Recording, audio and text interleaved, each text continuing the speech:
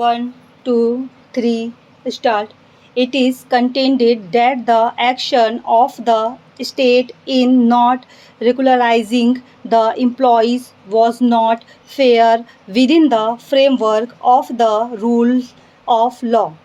The rule of law compels the state to make appointments as envisaged by the Constitution and in the manner we have indicated earlier. In most of these cases, no doubt the employees had worked for some length of time, but this has also been brought about by the pendency of proceedings in tribunals and courts initiated at the instance of the employees. Moreover, accepting an argument of this nature would mean that the state would be permitted to perpetuate an illegality in the matter of public employment, and that would be a negation of the constitutional scheme adopted by us.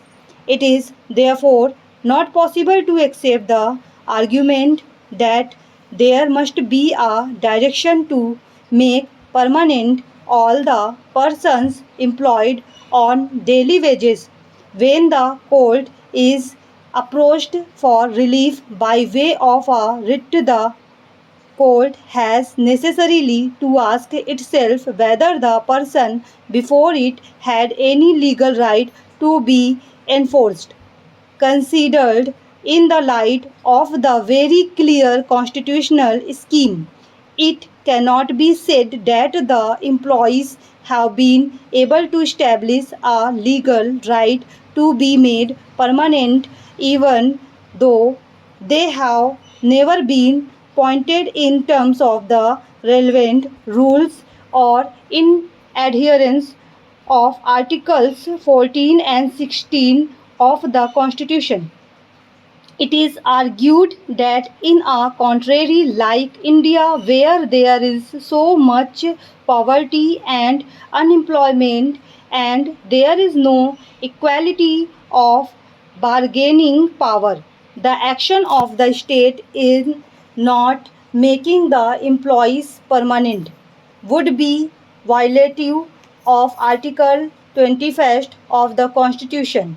But the very argument indicates that there are so many waiting for employment and an equal opportunity for competing for employment, and it is in that context that the constitution as one of its basic features has included articles 14, 16 and 309 so as to ensure that public employment is given only in a fair and suitable equitable manner by giving that those who are qualified an opportunity to seek employment in the guise of upholding rights under Article 21st of the Constitution of India. A set of persons cannot be preferred over a vast majority of people waiting for an opportunity to compete for state employment.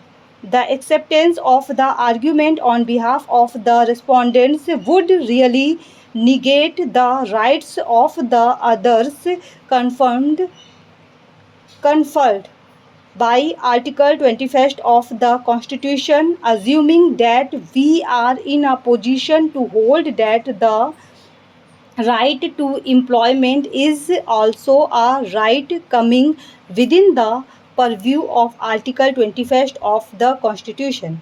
The argument that Article 23 of the Constitution is breached because the employment on daily wages amounts to forced labor cannot be accepted. After all, the employees accepted the employment at their own volition and with eyes open as to the nature of their employment. The governments also revised the minimum wages payable from time to time in the light of all relevant circumstances. Stop.